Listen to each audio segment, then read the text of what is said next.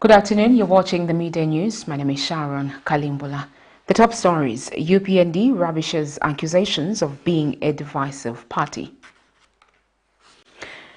Consult before abolishing the death penalty, advises political activist Dante Saunders. Team, the trajectory of the business looks very positive, and it looks like we'll be able to launch the ministry. There's so much data. Mom? Yes, baby? It says here, global warming and climate change is caused by the pollution from careless activities of human beings. Wow! Son, do you know I can turn my phone into a TV remote? How's that possible? It's so easy. Check this out. Be smart, be fast with mega data from Zantel. Get your 15 GB mobile data for only 100 kwacha, 30 GB mobile data for only 200 kwacha, and your 70 GB LTE data bundle with free Netflix, YouTube, Facebook, and WhatsApp. Visit our Facebook page, website, or service centers countrywide for more information. Zantel, your digital lifestyle partner. The Midday News in detail. The United Party for National Development has defended itself against accusations from the Socialist Party that the party in government has failed to unite the country through appointments in key governance positions.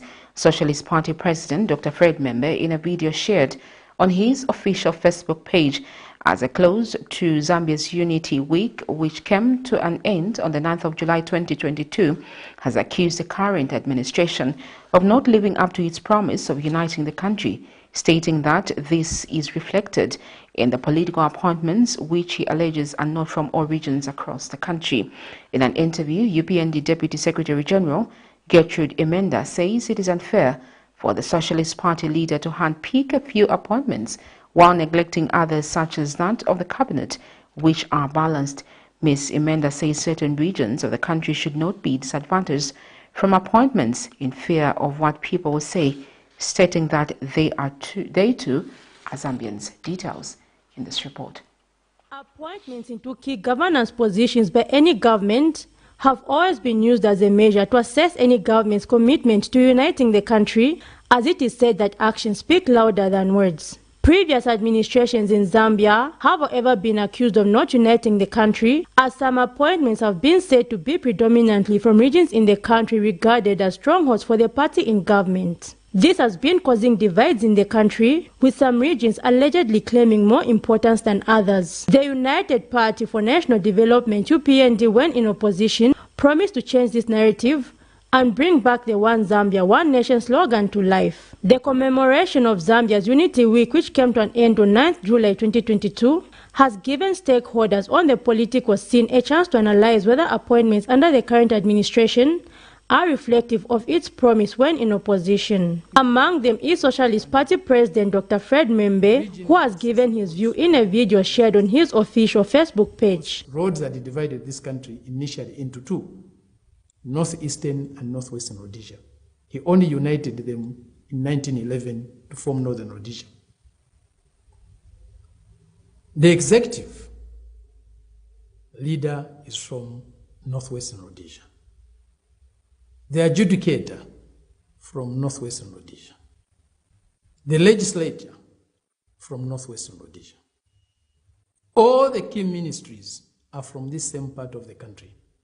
Ministry of Finance, the Governor Bank of Zambia, Minister of Defense, Minister of Home Affairs, Minister of Local Government, Minister of Justice, Minister of Information, Minister of Health, Education, all from one region. The chiefs of our security and defense wings are all from this same region. The chief of the Army, the Air Force, National Service, the IG of Police, the Chief of Intelligence, they are all from this one region. In response, UPND Deputy Secretary General Gertrude Emenda says it is unfair for any stakeholder to accuse the current administration of regionalism, stating that cabinet appointments are a good example of unity. Dr. Membe is trying to sway the people's opinion by bringing in the issue of regionalism. Where was Mr. Membe when the president put in a regionally balanced cabinet? Why didn't he comment?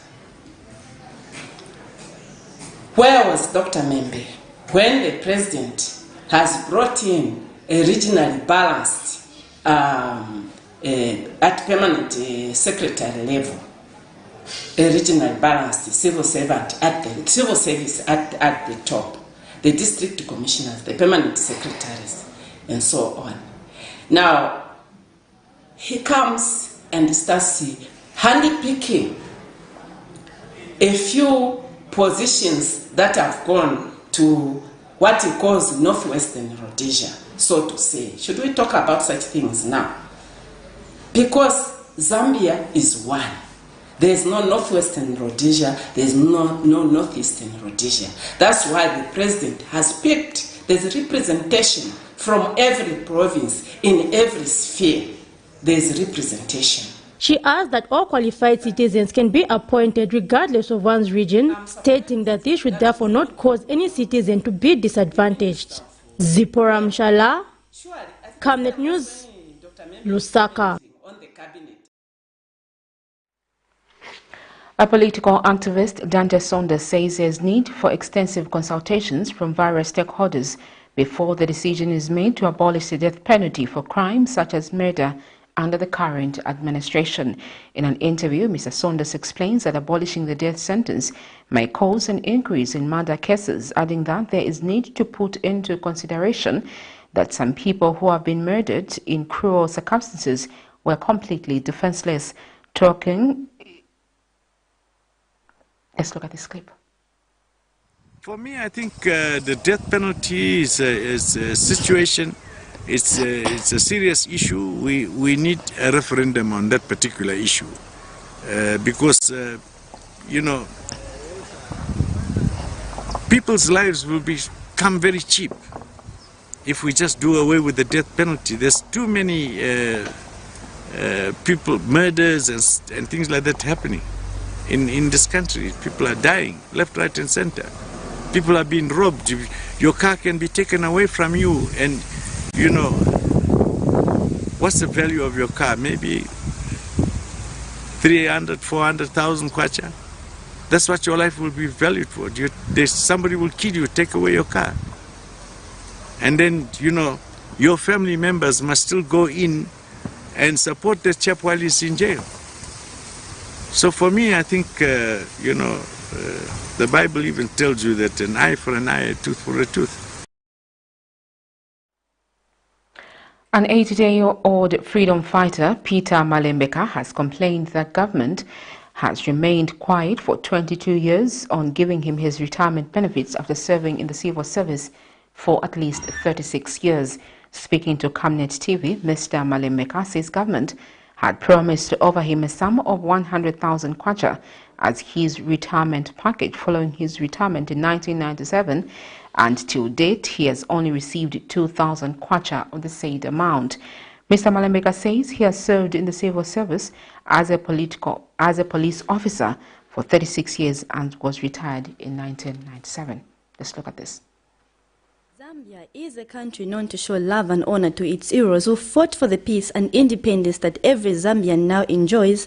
However, it is not the case for this 82-year-old freedom fighter, Peter Malembeka, who has since reached out to Camnet TV with the challenge that government is not giving him his retirement benefits for over 22 years after he was retrenched from his civil service as a police officer in 1997. Mr. Malembeka narrates to this reporter that he diligently served in the civil service for 36 years and was promised a sum of 100,000 kwacha as retirement benefits, an amount of which he has only been given 2,000 kwacha since 1997.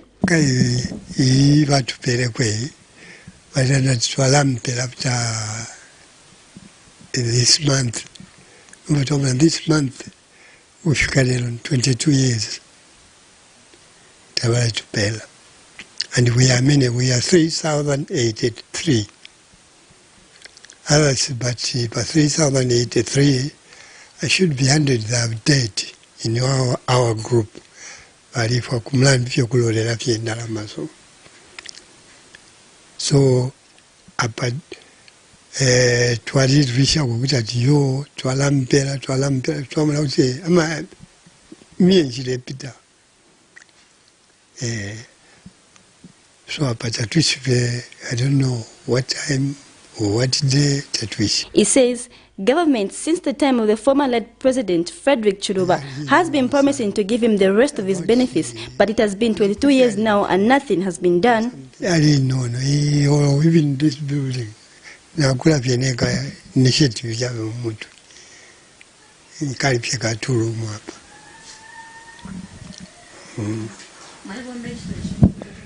Bali mbika double. Nali hotel senior officers mess as a bar, but nali special kumana pile chitika. Na bali abalega kile chalo.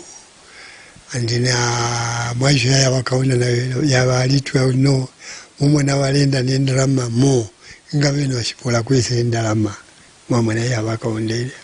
Meanwhile, Mr. Malembeka's son, William Malembeka, has this to say. We're just appealing to the government to help the retrenchees who are retrenched some time back in 1996, 97, somewhere there, because they haven't given them their terminal benefits. So these people are suffering. Without their terminal benefits, some are dying, leaving children suffering behind. They have struggled a lot since the PF government, MMD government. So we're just appealing to the government to help these people so that they can even get their terminal benefits. Messi Chanika reporting for Camnet TV News in Lusaka. Parents of teenage school-going girls in Stephen Mwaza village of Mombwa district in Central Province have called for the construction of schools near village settlements, stating that the long distances that most schools are at is causing many girls to stay at home, hence being denied the right to education. In an interview, one of the parents, Miss Lydia Daka, feels that the problem of teenage pregnancies and early marriages will not be solved in the district for a long time as long as schools remain far from their homes. Meanwhile, Camnet News caught up with some school-going children on their way to school who indicated that they are not performing well at school as they mostly find lessons already going on by the time they arrive for class. Details in this report. Rural areas have continued to lag in many sectors of development, and the story is not different when it comes to schools, as these are located far away from most village settlements, meaning that even little children cover a long distance just to have a chance at education. Residents of Stephen Mwaza village in Mombwa district of Central Province say this has discouraged many children, including girls, from attending an education despite the free education policy. In an interview, one of the parents in the village, Miss Lydia Daka, says this has made it difficult to put an end to child marriages and teenage pregnancies. She has therefore called on the current administration to ensure that each village has a school nearby as one way of encouraging many girls to attend school. Especially wana wachikoro. Wiya wakupenga penga rodi njo tuinda mamota gwina rodi ivotu. Kari kurombano bantu kwamba government yakabora ino kaitugwahiri hago. Bana atokumita chimitemite. Kwina achikoro chobatokwiya bana twagomba bana watukura ma classes yomwe bana 100 ino bana baraiya bantu banji bachisi mari kabotu batukutwa bana ma private nazo bantu ina mari bana baraiya buti twalikulomba ati mutugwahirihego aronka nivo ya ibo chikoro bana bapenga kwina aruyo rubotu rurigo. Meanwhile, some school-going teenage girls spoken to in the village have indicated that the nearest school is about 1 hour away on foot, which means that they're always late for school due to the long distance they have to cover going to various schools.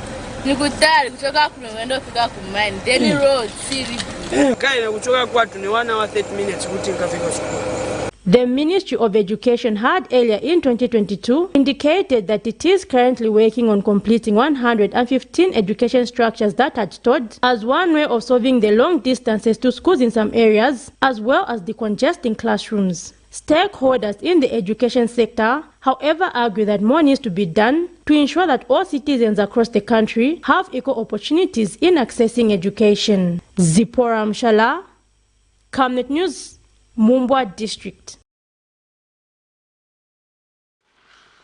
Finally, in the news, some traders at Kawata Market have attributed the slow pace at which products and services are being sold to street vending. Some of the traders spoken to say the UPND administration promised to end cadarism and street vending once in office, but the issue of vending seems to be a failed project thus far. They say it has become challenging for them to make ends meet as their businesses keep on incurring losses. The traders who spoke on condition of anonymity have threatened to join the group of vendors outside the market if government does not act quickly on this matter. This is what is left of Kawata Main Market in Kawata constituency, where traders are complaining of a lack of business owing to the presence of street vendors at the market. Speaking to Camnet TV, a trader who spoke off camera says it is challenging for them to meet their daily sales as vendors outside the market have the same goods. Challenges mukati market mututushitisha because twamwena okutila ero bayishiresa ba president balilandira ko bati vending yalapwa na kadarism yonse yapwa, and for sure president kadarism bali ipwisha nomba vending ichilile twalilila chili chani kuli bena because mwatile ba president batile ba kanso balamba ko kulabomba bale yafwana naba mukati market ba kanso ba polisi na ba market master bale bombera chapamu. They say the council has not done enough to remove vendors from the streets, and they were hoping that the UPND government will remove them as per campaign promise. Vendors market ya shalata mwaba abantu bali pansi so fyonse file tushupa tuchinja obuteko chimo chine abali pwakale chimo chino bazatwishibe twalaya kwi pantu bose chemo kwati bamobene feta tulisanga poko batimbi kutwala sanga kwe open nangushani yawo place market yemo yaba, but because of ama vendors panze tulefiro kuba tuteshani tukwata ama customers tabalengira shop right huku kuri mo kuli ama Africa shop na kwena ni use abantu mobile nomba muno market business ni business nshimwala bomba motapari ama vendors ama vegetables yali panze muma shop right abantu na parking ayino nshitaba mina wakwata fena ama motoka. Calls to build more markets in order to remove vendors from the streets has been loud. However, for markets like Kawata, where traders opt to sell on the streets and leave the shelters vacant, a different remedy can be required. Mercy Chanika reporting for Camnet TV News in Lusaka.